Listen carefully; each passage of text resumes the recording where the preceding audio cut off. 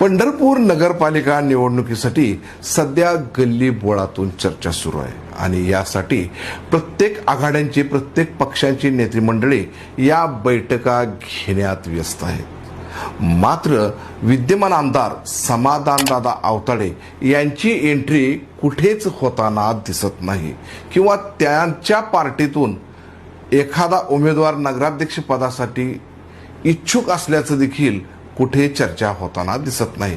त्यामुळं आमदार समाधानदादा आवताडे यांच्या कार्यकर्त्यांना बळ मिळणार का? नमस्कार, मी जाकीर नदाब आणि तुम्ही पाहतात एस प्राईम न्यूज। दर्शक हो, पंढरपूर नगरपालिका निवडणुकीसाठी सध्या पंढरपुरातील प्रत्येक गल्ली बोळामध्ये चर्चा सुरू आहे आणि या चर्चेमुळं पंढरपुरातील वातावरण हे निवडणूकमय झाल्याचं आपण पाहतोय। यासाठी पंढरपुरातील 3 प्रमुख पक्षातील, प्रमुख पार्ट्यातील आणि प्रमुख आघाड्यांच्या बैठका होताना आपण पाहतोय।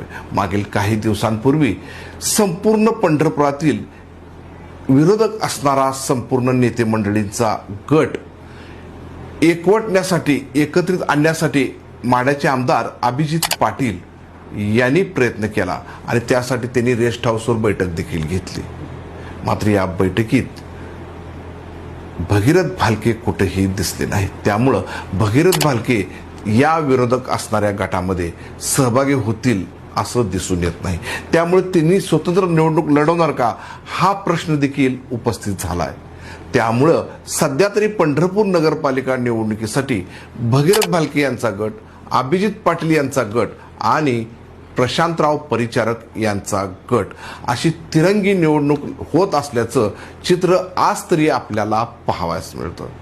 मात्र मित्रहो, यामध्ये एक स्वतंत्र आणि एक नवा ट्विस्ट असल्याचं आपल्याला जाणवतं। ते म्हणजे विद्यमान आमदार समाधान आवताडे ज्यांचा या 3 घटकामध्ये रोल असण्याची गरज आहे, मात्र कुठेही याचा रोल आलेला दिसत नाही।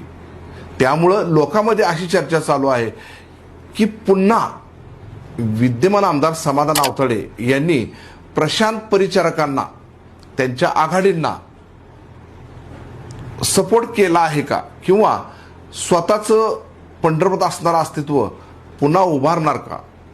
त्याचं कारण सांगायचं झालं तर मागील काही दिवसांपूर्वी झालेल्या ग्रामपंचायत निवडणुकीमध्ये एकही ग्रामपंचायत आमदार समाधान आवताडे यांची आलेली नव्हती।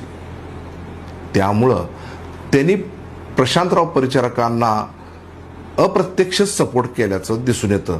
त्याचबरोबर अप्रत्यक्ष पंढरपूरमध्ये इंटरफेअर करणार नाही